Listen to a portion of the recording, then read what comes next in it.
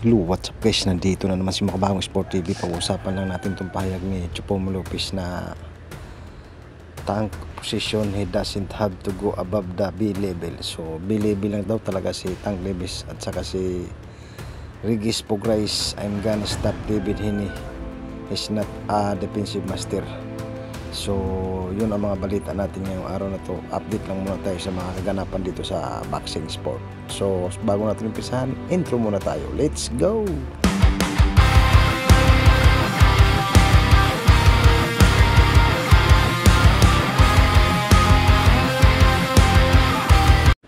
So ayun nga, update lang tayo sa mga ganapan dito sa boxing sport. Anthony Joshua must clear path to becoming champion again with December fight lineup. So naka-line up daw pala si Anthony Joshua sa December na magiging world champion ulit.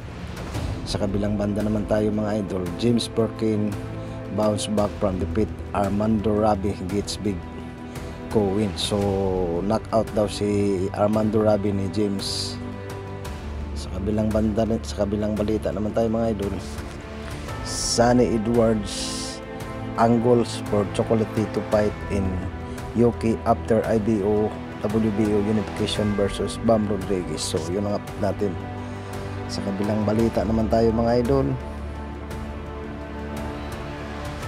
Sabril Matias Sohojahon Ergashev promise high drama in mandatory showdown. So naglabas nga ng hinanakit ito si Matias sa darating nilang laban dahil may pa mandatory drug test pa.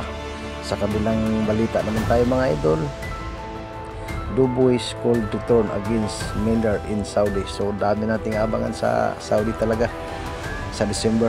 Sa kabilang balita naman tayo mga idol, Edwin De Los Santos, the real boogeyman of the division is me. So siya daw ang boogeyman sa division nila ni Edwin De Los Santos. Sa kabilang balita naman tayo mga idol, Junior Pasit the Joan Parker as lucrative Saudi boxing event. So dami talagang abangan natin sa December mga idol.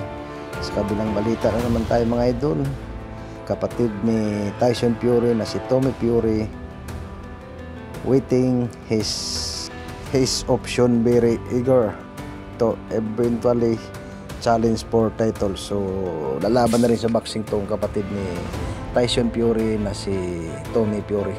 Sa kabilang banda naman tayo mga idol, Shakur Stevenson Canelo gonna feel Crawford punch as much bad tells Canelo punch. So sabi nga ni Shakur Stevenson na